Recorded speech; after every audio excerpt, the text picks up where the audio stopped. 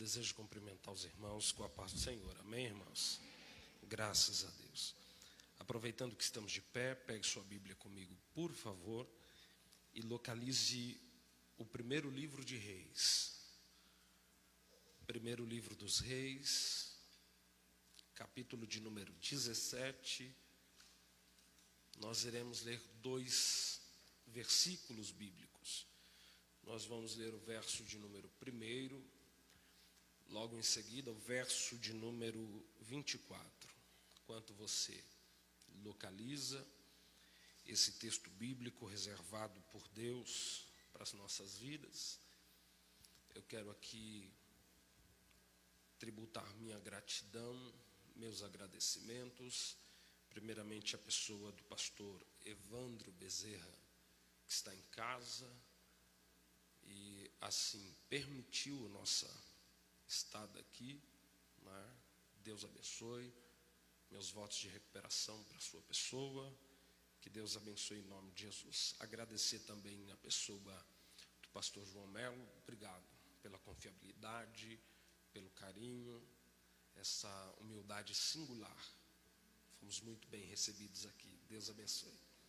Meu amigo Júlio Caetano também, um exímio expoente da palavra de Deus, um grande pregador. Tem minha admiração, obrigado pelo carinho. Foi quem nos facultou o convite para estarmos aqui. É um prazer retornar a esta casa. Deus abençoe. Tem muita gente aqui que eu tenho um apreço, um carinho especial, né? A família da irmã Nice, enfim, muita gente boa aqui que a gente tem um carinho muito especial. Que Deus abençoe a vida de todos vocês. Quem achou o texto bíblico, diga amém, irmãos. A epígrafe, esse título em negrito aí em cima do texto diz: Elias prediz contra Acabe e é sustentado pelos corvos. Verso de número 1 do capítulo 17. Então Elias, o tisbita dos moradores de Gileade, disse a Acabe: Vive o Senhor Deus de Israel, perante cuja face estou, que nestes anos nem orvalho nem chuva haverá, senão segundo a minha palavra. Verso de número 24. Então a mulher disse a Elias: Nisto conheço agora que tu és homem de Deus, e que a palavra do Senhor na tua boca é verdade. Amém? Podeis assentar em nome de Jesus, glorificando a Deus, porque Ele está presente aqui. Amém?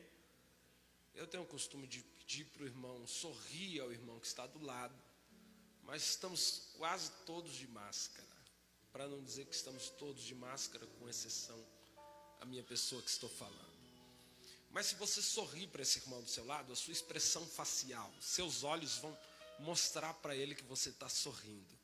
Então dá um sorriso para ele aí, bonito, para esse irmão do seu lado aí, para ele entender que você está sorrindo. Sorria com os olhos para ele e diga para ele assim: que bom cultuar a Deus do seu lado. Isso. Às vezes ele ainda não deu um glória a Deus porque não viu a alegria nos teus olhos. Glória a Deus. O Senhor permite nós pregarmos sobre um tema esta noite. O tema é este: de Tisbé a homem de Deus. Eu vou repetir: de Tisbé a homem de Deus. O texto que lemos aqui, acredito ser de conhecimento de cunho geral. Não precisa ser um exímio conhecedor da Bíblia Sagrada para conhecer a história do profeta Elias. Elias é um dos primeiros profetas que Deus envia a outra nação para profetizar. Este profeta aqui é conhecido como o leão dos profetas. Ou por que não dizer, Elias é conhecido como profeta do fogo. Por vezes Elias orou e Deus mandou fogo do céu. Mandou fogo do céu para consumir o holocausto. Mandou fogo do céu para separar ele não é, para os cavaleiros de fogo separar ele de Eliseu. Ele teve uma vasta experiência com Deus, mas no capítulo 17, nós vemos o surgimento deste profeta no palco histórico. Elias aparece, e quando ele aparece, ele vai profetizar o pior rei da época. A Bíblia diz que o rei em questão é Acabe. Acabe, quando assume o reinado, a Bíblia diz que ele foi pior do que todos que vieram antes dele. E o pior pecado de Acabe, a Bíblia diz que é casar com Jezabel. Por quê, pastor? Porque até Acabe, o pecado que a nação de Israel, ou o reino do norte, comete é adorar ou atribuir a Deus a imagem de bezerros de ouro. Quando Israel, a nação, o reino unificado, foi dividido em 2 reinos, a saber, reino do norte, reino de Israel, 10 tribos. Reino do sul, reino de Judá, 2 tribos. Para quem ficou no reino do norte, houve uma sucessão de cerca de 19 monarcas. Em sua suma maioria foram reis ruins que se desviaram do caminho do Senhor. O primeiro passo de Jeroboão, que é o primeiro rei do reino do norte, é construir, é fabricar 2 bezerros de ouro e colocar em pontos estratégicos da nação, para que Israel não precisasse, nos períodos de peregrinação, voltar até Jerusalém, sacrificar no templo do Senhor. O medo de Jeroboão é que quando Israel voltasse para Jerusalém, se arrependesse de ter dividido em 2 povos e voltasse a servir a linhagem de Davi. Jeroboão institui as 2 estátuas, e a Bíblia diz que todos os reis que foram vindo depois dele cometeram o mesmo pecado de Jeroboão, até chegar em Acabe, porque quando Acabe casa com Jezabel, Jezabel traz na sua bagagem, lá de Sidom, ela traz da casa de seu pai as estátuas de Baal e Astarote. É Jezabel quem institui o culto idólatra em Israel. É Jezabel quem vai permitir iniciar a idolatria generalizada dentro de Israel. Depois de Jezabel, Israel passou a cochear em 2 caminhos. Ora eles adoravam a Deus, ora eles adoravam a Baal. Uma hora eles estavam no altar de Deus, outra hora eles estavam no altar de Baal. Houve uma divisão tão grande no coração de Israel, que Deus vai procurar um profeta. E quando este profeta vai surgir, o que me chama a atenção é que ele não aparece, como de costume os demais profetas vão aparecendo no contexto histórico bíblico. Toda vez que um profeta aparece, eles certificam a linhagem deste profeta, de onde ele veio, a certificação que ele tem para ser profeta. Quer um exemplo? Jeremias, que é filho de Uquias, o sacerdote. Quer outro exemplo? Nós vamos ver, por exemplo, a João Batista, que é filho de Zacarias, que também era sacerdote. Toda vez que um homem de Deus é apresentado na Bíblia, primeiro é apresentado a sua linhagem, de onde ele veio, seu gabarito, mas quando Elias aparece, a única coisa que descobriram a respeito desse homem era a localidade onde ele morava. Alguém diz Elias, o tisbita dos moradores de Gileade.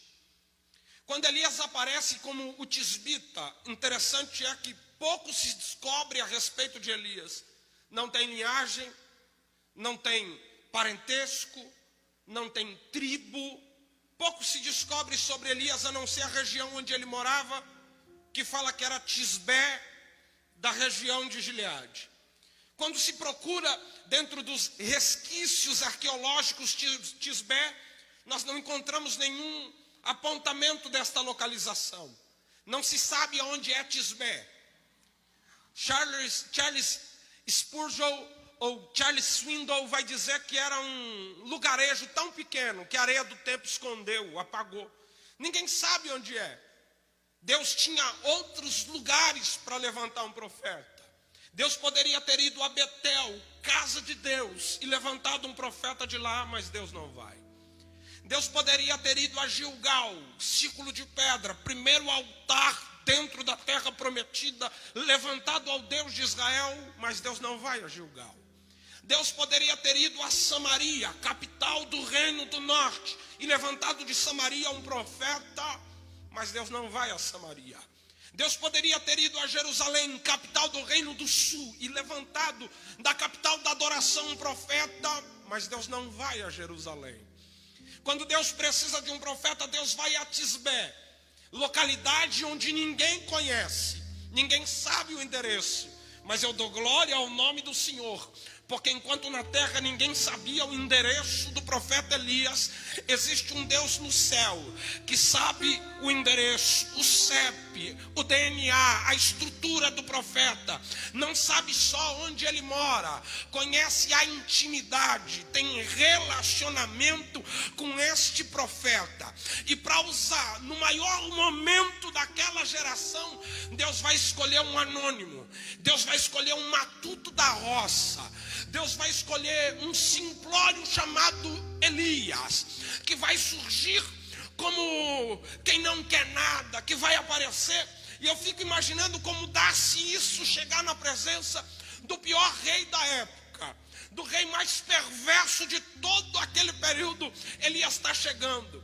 Tem uma liturgia para se chegar à presença do rei, e Elias consegue chegar, quebrando toda a liturgia. Não dá para chegar na presença do rei sem ser anunciado. Não dá para chegar na presença do rei sem antes passar por diversas guarnições de guarda.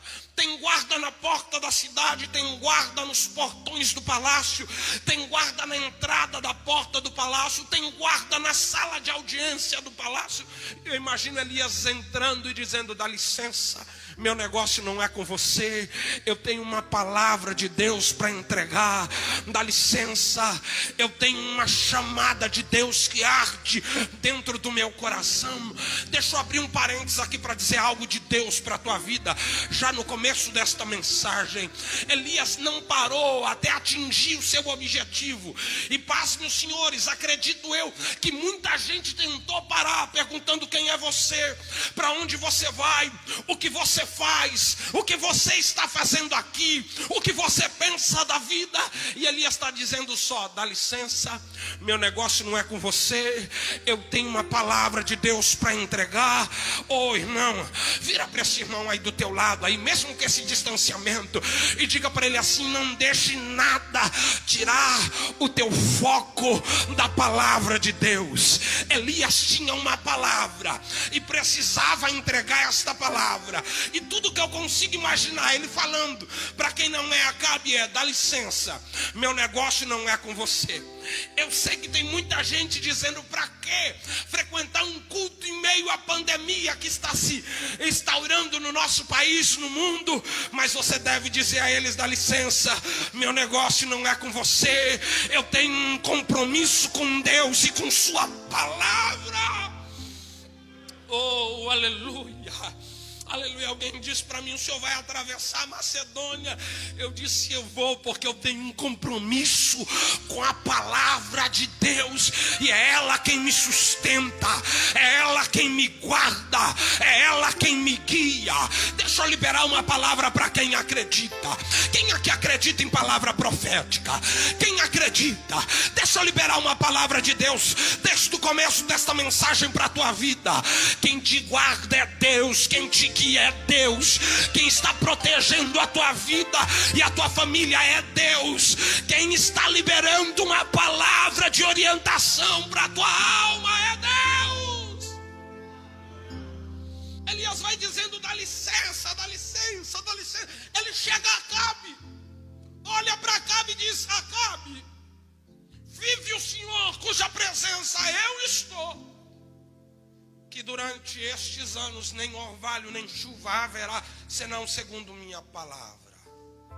Elias vira as costas e vai embora. entrega uma mensagem ousada. Em primeiro lugar, ele não se apresenta. A única coisa que descobriram era que ele era lá de Tisbé. Nem de profeta ele é chamado.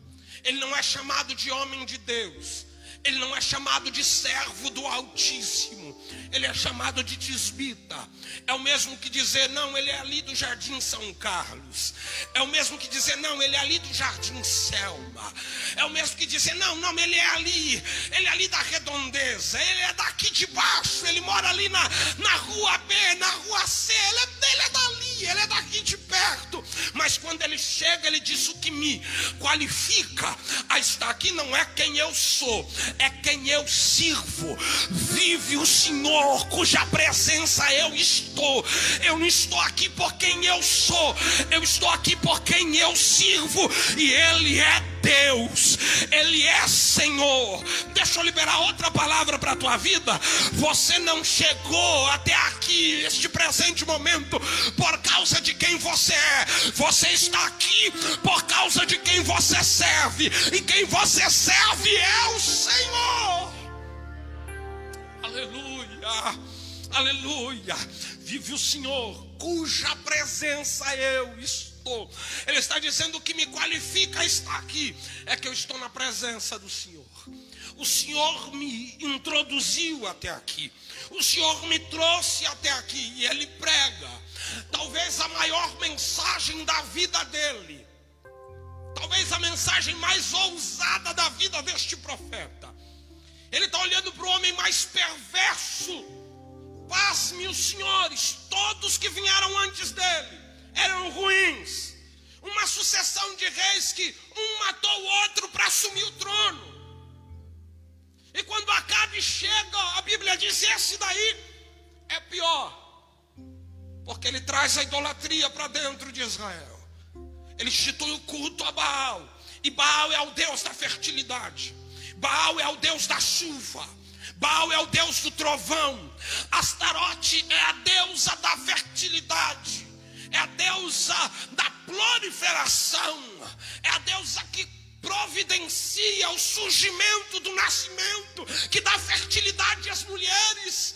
E quando Elias chega na presença de Acabe, ele olha para ele e diz, vive o Senhor, cuja presença eu estou, que não vai ter validade na divindade que você serve. Eu vou simplificar para vocês, o Deus que vocês servem por este tempo não vai produzir nada, porque o Deus que me mandou aqui está trazendo uma realidade para esta nação. Chegou a hora de voltar a adorar ao Deus de Israel. Olá, Maia, Sébria, eu estou sentindo presença de Deus na casa. Tem alguém aqui sentindo presença de Deus? Tem alguém sentindo presença de Deus? Eu sinto a presença de Deus. Elias olha para Acabe e diz, não vai ter chuva até Deus me trazer aqui para pregar de novo. Enquanto eu não voltar aqui para pregar de novo, não vai ter chuva. O único pregador da chuva aqui sou eu. Não adianta convidar mais nenhum, Acabe, sou eu. Fim do culto, Elias vai embora. Que culto foi aquele? Que mensagem poderosa. Foi tão poderosa que Acabe ficou paralisado.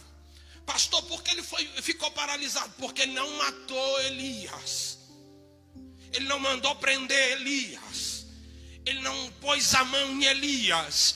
Elias foi saindo e Acabe ficou olhando para Elias ir embora. Enquanto Elias está saindo de peito cheio porque entregou o recado de Deus, eu começo a imaginar o que passou na mente, no coração daquele profeta. Eu acho que ele ficou pensando assim no seu cerebelo, dizendo, não é agora. Agora Deus vai enviar aquela mensagem para o meu coração. Agora Deus vai dizer, valeu, profeta. Que mensagem, obrigado. Não é assim que a gente pensa? Depois daquele culto de apoteose, de manifestação de Deus, a gente imagina, é agora que Deus me exalta, é agora que Deus me honra, é agora que Deus abre a porta, é agora que Deus sopra o nome, é agora que a agenda não vai parar mais. Aí Deus olha para Elias e diz, Elias, a mensagem foi boa, surgiu o efeito que eu queria, mas eu quero que você fuja para o ribeiro de Querite. Vá para o ribeiro de Querite e se esconde ali. Irmão, primeiro Deus manda aparecer, mas depois Deus manda se esconder.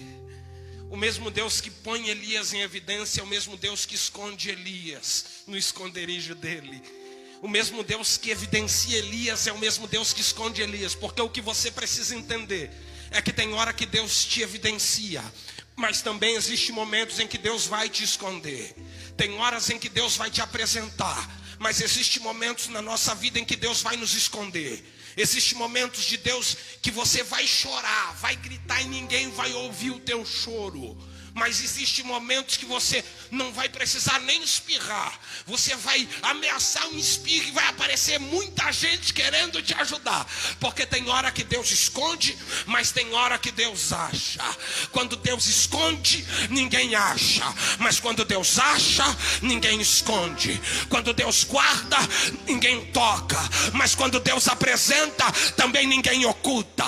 Quando Deus te apresenta, irmão, aí ninguém pode levantar falso com teu nome, mexerico, fofoquinha, disse que me disse, que nada vai impedir Deus assoprar o teu nome. Mas quando Deus te esconder, não adianta ter marqueteiro, equipe de marketing, rede social, live todo dia, porque quando você está no esconderijo de Deus, é Deus quem está te guardando. E chegou a fase de Deus olhar para Elias e dizer: vai para o ribeiro de Querite. A palavra Querite, no original, significa deixar do tamanho certo. Deus está olhando para esse profeta, e a primeira lição que Deus vai ensinar a este profeta e vai compartilhar conosco esta noite é que uma noite de poder não nos define com Deus. É que uma noite cheia da graça de Deus não nos define com Deus. É que uma noite de experiência com Deus não te define com Ele. Você não passa a ser um homem de Deus, uma mulher de Deus, porque você pregou muito, porque Deus te usou, porque a presença de Deus desceu na casa e você falou em línguas. Não, irmão, Deus está ensinando para o profeta: a mensagem foi de Deus, foi Deus quem falou, fui eu quem te usei. Mas há um processo de ser um grande pregador para ser um homem de Deus. De uma grande mensagem a um grande homem de Deus, existe um processo. Dá um sorriso aí para esse irmão não ficar bravo nem com você nem comigo. E diga para ele assim: da mensagem a ser homem de Deus há um processo no meio. Diga: há um caminho a ser trilhado no meio. E Elias vai aprender que uma noite de experiência com Deus não define ele, não define quem ele é na presença de Deus. E Deus vai olhar para Elias e dizer: Elias, a mensagem foi legal, mas eu ainda preciso aparar algumas arestas. Deus está dizendo: Elias, eu ainda preciso te deixar do tamanho certo. Dá um sorriso para o irmão do teu lado de novo, vai. Ele está com saudade da tua voz. E diga para ele: você vai sair daqui do tamanho certo. Deus precisa nos levar ao ribeiro de Querite primeiro, porque Deus não nos quer grande demais, ao ponto de pensar que só nós pregamos, ao ponto de pensar que só sobrou nós de profeta nessa terra. Quando Elias disse: Senhor, eu fugi para que ninguém pensasse que Jezabel conseguiu matar o teu profeta, eu fugi para salvar o último profeta vivo. Deus olha para ele e diz: pare de besteira, ainda tem 7.000 que não dobrou o joelho a Baal, nem beijou o pé de Baal. Deus está dizendo para ele: você não é grande demais para que eu não tenha mais ninguém a usar. Você também não é pequeno demais ao pensar que não pode, que não faz, que não sabe, que não consegue. Mas você vai ficar do tamanho certo, ao ponto que Deus disser: eu preciso de alguém. Você grite: eis-me aqui. Deus vai nos deixar do tamanho certo. E eu lembro de Isaías, que quando viu a glória de Deus caiu de joelhos, porque é isso que a glória de Deus faz em nós. Primeiro aspecto da nossa vida que a glória de Deus afeta é o nosso ego. Não tem como ver a glória de Deus e sair grandão do culto. Não tem como ver a glória de Deus e sair se achando do ambiente. Não tem como ver a glória de Deus e sair pensando que você é a última Coca-Cola do deserto. Quando você vê a glória de Deus, ela desperta em você um senso de realidade. Quando eu vejo a glória de Deus, eu saio dizendo: ai de mim, que vou perecendo. Os meus olhos viram o Rei, o Senhor dos exércitos. Um sábio pensador disse uma vez: se você tem se achado mais pecador este ano do que o ano passado, talvez não seja porque você pecou mais esse ano do que o ano passado. Talvez seja porque você viu mais Deus esse ano do que viu o ano passado. Quando Isaías viu a glória, ele gritou: sou homem de lábios impuros. Ele está dizendo: Deus, não dá porque eu sou pequeno demais. E Deus disse: calma, eu vou enviar um serafim com uma brasa viva, tirada do meu altar com uma tenaz ou um alicate. Vou tocar nos teus lábios, vou colocar você do tamanho certo, vou purificar o teu pecado. E quando a brasa tocou na boca, ele gritou: eis-me aqui, envia-me a mim, Senhor. Alabara, sebre a pachebre a galaia. Deus vai levar o profeta para o ribeiro, para ele aprender a segunda lição. A segunda lição é: ele precisa aprender a viver da dependência de Deus. Ele precisa aprender a viver do que o céu está gerando para ele. Dá uma olhadinha para esse irmão do teu lado e diga para ele: nessa crise, Deus está te ensinando a viver do que o céu gera para você. Olamácia calabaia. Quando Deus leva Elias para o ribeiro, ele disse: eu vou te mostrar o que os céus podem gerar na tua vida. Vai para o ribeiro, porque água você bebe do ribeiro, mas pão e carne os corvos vão te mandar de manhã e de tarde. Ô irmão, se você não entendeu, foi o primeiro fast food da história. Os corvos, os primeiros entregadores de delivery da vida. De manhã e de tarde ele comia pão e carne na brasa, melhor do que Burger King. De manhã e de tarde, água do ribeiro. Manhã e tarde, comendo delivery. Está na prova, no teste, sendo lapidado por Deus e comendo do de melhor. Interessante é que quem alimenta Elias não são os urubus, são os corvos. Embora sejam parentes, corvo e urubu é distinto. Urubu pousa em carniça. Você nunca vai ver um corvo pousando em carniça. Corvo mata a sua presa, esconde a sua carne nos pedregais. Pode até comer putrefada, mas ela está escondida nos pedregais. É uma das aves mais inteligentes que existe, são os corvos. Pega a carne e esconde para ninguém mais poder pegar a carne dele.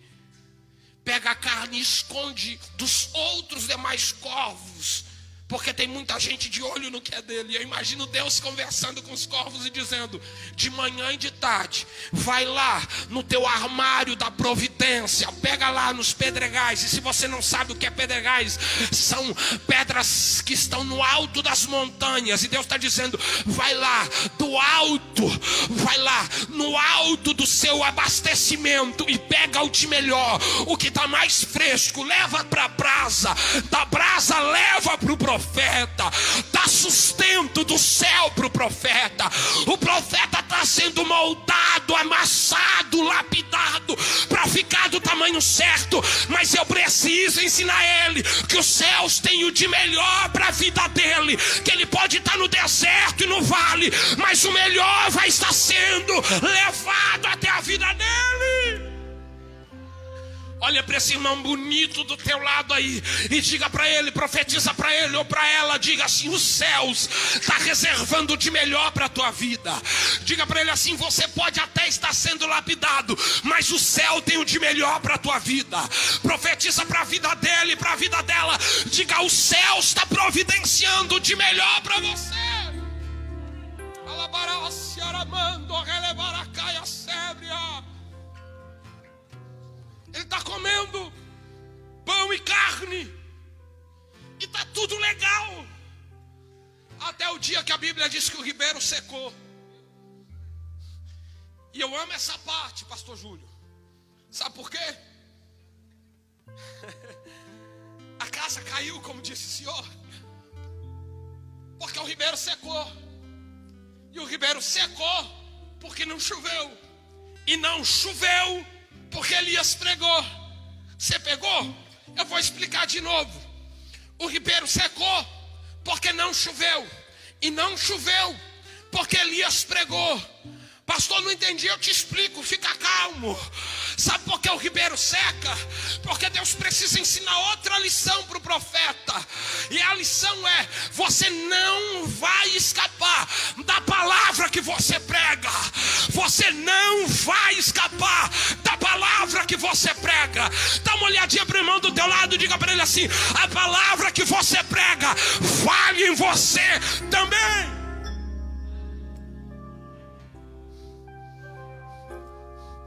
Um certo tempo atrás eu estava preguei uma mensagem muito forte que Deus me entregou. Uma daquelas mensagens assim da gente sair dolorido do culto dizendo: ai, ui. Preguei a mensagem, desci. Uma jovem se aproximou de mim e disse assim: pastor, posso te fazer uma pergunta? Eu disse: faça. Ela disse para mim: o senhor vive tudo que o senhor prega? Naquela hora que ela fez aquela pergunta, eu pensei nos 10 versículos bíblicos. Pá. Mas aí eu parei porque a pergunta foi um pouco mais fundo do que eu imaginava. E eu comecei a pensar: será que eu vivo tudo que eu prego? E aí eu lembrei de Elias. Sorri e disse para ela: filha, eu tenho tentado pregar tudo que eu ou viver tudo que eu prego. Mas se eu pregar algo que eu não vivo, fique tranquila, Deus me fará viver aquilo que eu tenho pregado. Oh, aleluia. Você não entendeu? Deus está dizendo para Elias: falar que não vai chover é fácil, ver o ribeiro secar é que são elas. Profetizar que não vai chover, qualquer um profetiza. Viver o que você profetizou é que são elas. E profeta que é profeta precisa viver aquilo que ele profetiza. Profeta que é profeta precisa entender o peso da palavra de Deus. Imagine os senhores que o ribeiro não secou de um dia para o outro. Elias foi vendo que era um ribeiro cheio e secando aos poucos até virar lama, e de lama não ter mais nada. E quando Elias grita: o ribeiro secou, eu imagino Deus dizendo: foi de propósito. Eu imagino Deus olhando para ele e dizendo: levanta agora e vai para Serepta de Sidom. Sabe por que Deus precisa secar o ribeiro de algumas pessoas? Primeiro, porque precisa aprender a viver da palavra que prega. Segundo, porque está acostumado demais a viver daquela providência de cada dia. E o que Deus está providenciando para você é algo maior, é algo melhor. Olha para o irmão do teu lado e diga para ele assim: Deus seca o ribeiro para nós mudarmos de posição. Diga: Deus seca o ribeiro para nós nos movimentarmos. O profeta estava paradinho demais e Deus disse: calma, eu vou te movimentar, eu vou te movimentar. Dá uma olhadinha para esse irmão do teu lado e diga para ele: se o ribeiro secou, se movimenta. Não entendi, pastor, eu te explico. Elias ficou acostumado demais a comer pão e carne de manhã e pão e carne de tarde e beber água do ribeiro. Não adianta receber o que os céus têm para nós Nós precisamos transmitir para outras pessoas o que os céus têm para elas. Pastor, não entendi. Deus mandar Elias para Sarepta de Sidom é dizer para ele: chega de querer o céu só para você. Está na hora de transmitir os céus para outras vidas. Eu vou dar um sorriso para você não ficar bravo nem comigo, nem com ninguém. Mas está na hora da gente parar de ser egoísta. Está na hora da gente parar de querer só para nós. Está na hora da gente parar de olhar só o nosso cercadinho. E Deus está dizendo para Elias: vai para Sarepta de Sidom. Ir para Sarepta de Sidom, irmão, é viver o maior sobrenatural da vida dele até aquele momento. Por quê, pastor? Porque Sarepta fica em Sidom, e Sidom é terra de Etibaal, rei dos sidônios, e Etibaal é pai de Jezabel. Não entendi, pastor. Jezabel quer matar Elias. Ir para Sarepta é ir para a terra do inimigo. Ele vai sair e caminhar uma grande trajetória, um grande caminho, por parte do território de Israel e um grande território de Sidom. E ele vai sair do ribeiro e está todo mundo procurando Elias. Mas ninguém acha Elias, ninguém vê Elias. Elias é uma figura tarimbada naquele momento. Por quê? Porque eles sabem como eles se vestem, eles sabem como ele anda. Ele é um cara, uma figurinha tarimbada. Todo mundo sabe que ele tem um cinto de couro à altura dos lombos. Ele veste uma veste de couro. Todo mundo conhece o profeta, sabe até que ele come gafanhoto e mel silvestre. Todo mundo sabe quem é o profeta. Todo mundo conhece Elias. Ele está caminhando e ninguém acha. Deus está ensinando Elias a não só depender do céu, mas transmitir o céu para outras vidas. Deus está dizendo para ele: uma viúva vai te sustentar. Entenda, irmão, viúva na nossa ideia, dentro do nosso contexto, é alguém que tem remunerário, é alguém que tem amparo do governo. Mas viúva naquela época era alguém que estava à mercê da sorte. E quando Elias chega em Sarepta de Sidom, ele encontra a viúva catando cavaco para fazer um bolo, para comer e morrer. Entenda aqui uma coisa: essa mulher não tem fé, não tem esperança, não acredita em Deus. Ela está já sem fé, sem esperança. Vai fazer a última comida para comer ela e o filho e morrer. O profeta Elias chega, e ele chega com o céu dentro dele, ao ponto de olhar para ela e dizer para ela: eu quero água, eu quero também um bolo de farinha, traz lá para mim. A mulher diz: água eu até arrumo, mas bolo não tem. Eu tô com cavaco. Ela está dizendo que eu tenho é pouco, não precisa de lenha. Cavaco assa o que eu tenho é pouquíssimo. Vou comer a última vez, eu e meu filho, esperar a morte. Mas Elias olha para aquela mulher sem fé, sem esperança, e diz para ela: faz primeiro para mim, porque o céu está dentro de mim. Depois o que tem dentro de mim vai providenciar sustento para a tua família. Pastor, não entendi, vou explicar. Elias está dizendo: o que tem aí não é a farinha que vai, é o que eu tenho dentro de mim. Ele está olhando para aquela mulher e está dizendo assim: faz primeiro para mim, porque não vai faltar farinha na panela, nem azeite na botija. Lamaia. Irmão, ele não está pregando para alguém de Israel que conhece a história do Deus de Israel. Elias está pregando para uma Sidônia. Elias está pregando para uma viúva que já viveu as desinsortes da vida, que não tem nada, que vai comer e morrer. Ele olha para ela e diz: eu tenho uma palavra de milagre para a tua vida. Eu vim aqui trazer o céu para a tua vida. E a mensagem entrou tão fundo que alguém que não tem Deus, não tem fé, não tem esperança, entrou lá dentro, fez o bolo, ofertou para ele, porque acreditou em uma palavra. Deixa eu liberar algo de Deus Deus para a tua vida, o que você tem vivenciado e experienciado estes dias, é Deus colocando os céus dentro de você, para que quando você abra a tua boca, quem convença não seja você, mas o que sai de dentro dela, que é partículas dos céus que está dentro de você. Profetiza para o irmão do teu lado e diga para ele assim: transmita o que Deus está transmitindo para a tua vida. Diga para ele assim: fale do que Deus está ministrando ao teu coração. Diga para ele: pregue o que Deus tem entregado para a tua vida. Eu vou encerrar a mensagem. Eu já vou encerrar a minha participação. Meu horário já venceu. Eu vou parar. Elias olha para aquela mulher e diz para ela: faz primeiro para mim, porque não vai faltar farinha nem o azeite. A Bíblia diz que eles viveram daquela provisão pelo menos, no mínimo, 3 anos. Eles viveram no mínimo 3 anos por base de uma palavra. Uma palavra que Elias entregou para a vida daquela mulher providenciou milagre no mínimo para 3 anos.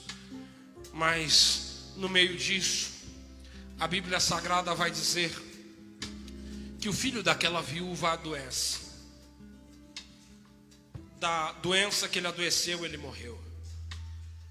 Quando o menino morre, a mãe vai pegar o menino, vai ir até o profeta Elias e vai dizer: Elias, meu filho morreu. Ela olha para Elias e diz: Elias, o que você veio fazer aqui? Veio trazer a minha vergonha à tona? Você veio trazer justiça de Deus para a minha vida?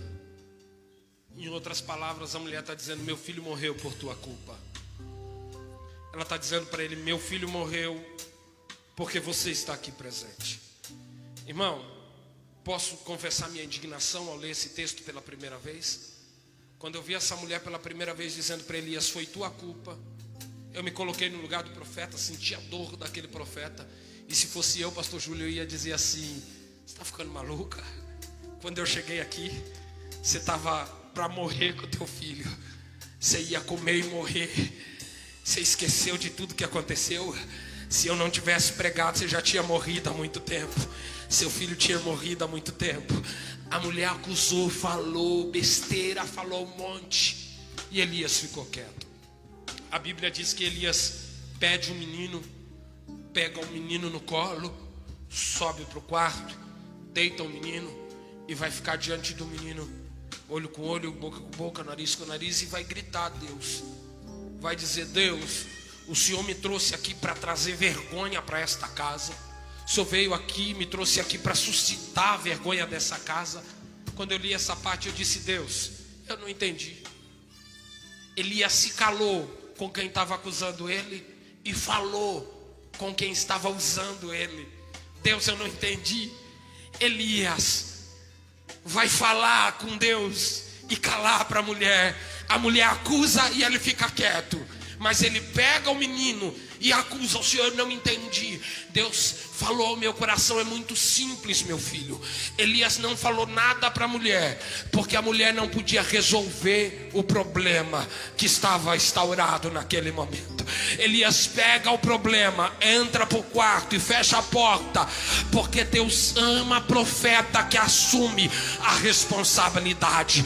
Elias não se esquivou, não se justificou, mas pegou o problema, subiu para o quarto e foi falar com a única pessoa que podia resolver aquele problema. Deixa eu falar algo de Deus para a tua vida aqui esta noite. Está na hora de nós pararmos de contar o nosso problema para quem não pode resolver ele. Está na hora de pararmos de justificar os nossos erros e os nossos problemas para quem não pode solucionar a nossa situação. Mas está sim na hora de pegar o nosso problema no braço, assumir a responsabilidade, entrar dentro do quarto e falar com a única pessoa que pode mudar a nossa história.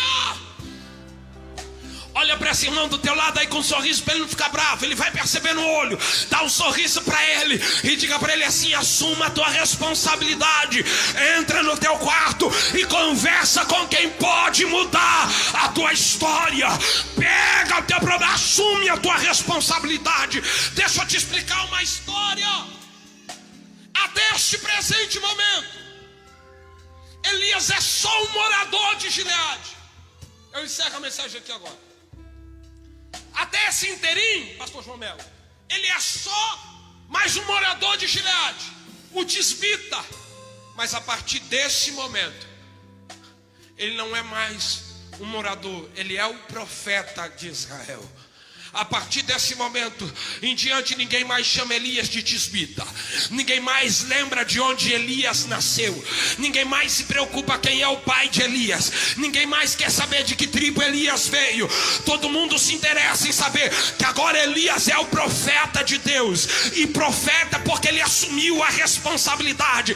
Profeta porque teve vida com Deus. Profeta porque não fugiu da situação. Identificadores de problema está assim. Mas Deus está à procura de pessoas que tenham coragem de assumir a responsabilidade para solucionar o problema.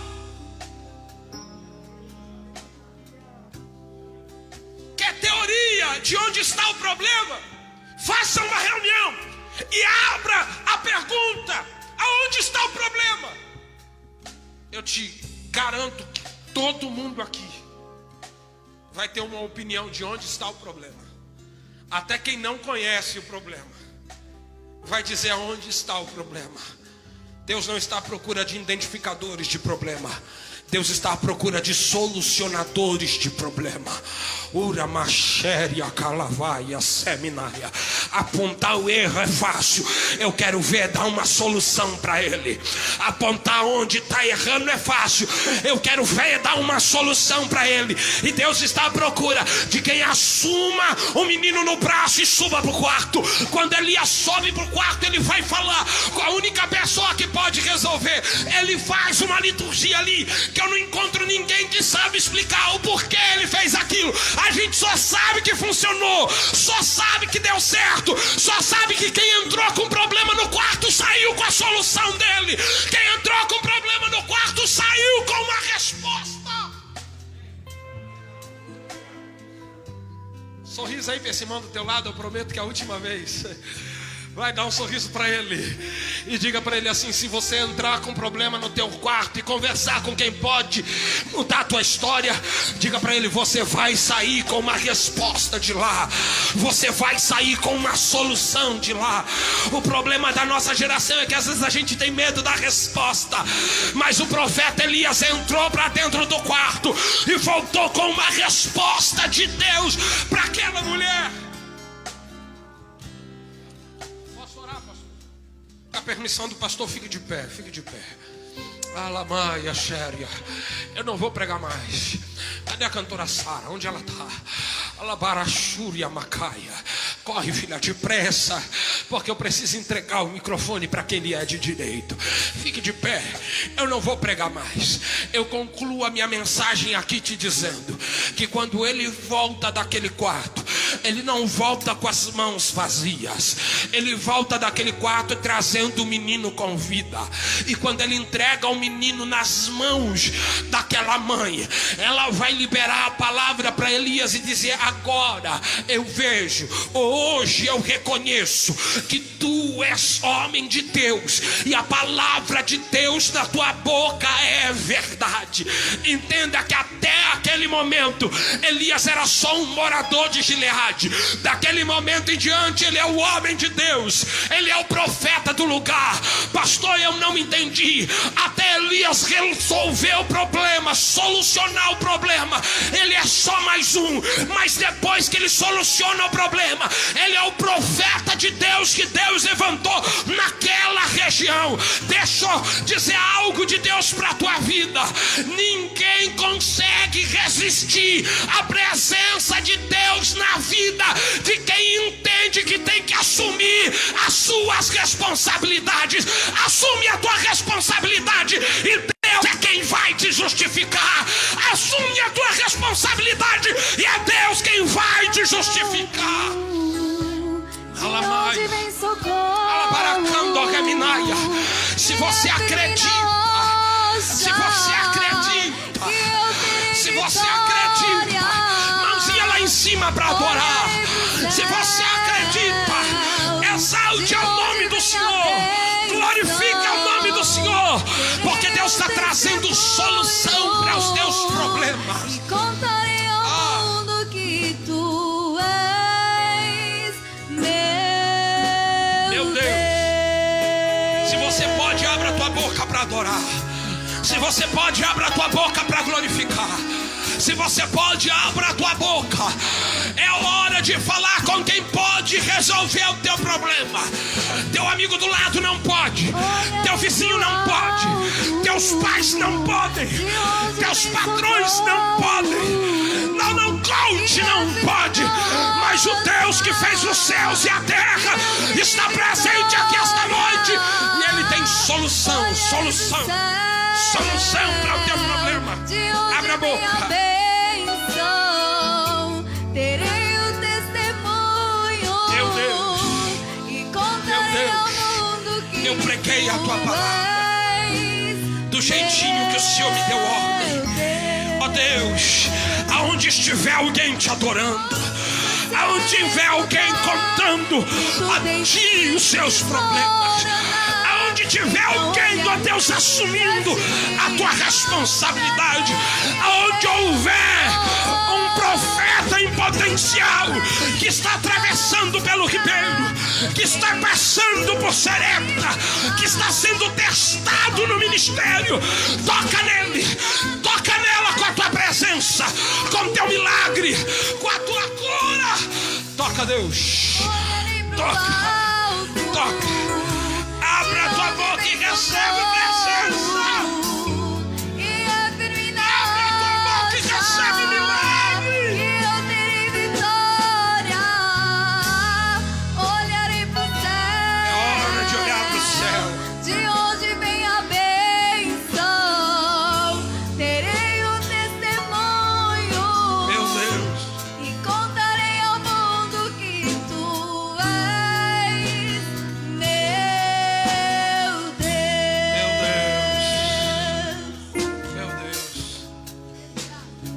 Meu Deus. A presença de Deus é real.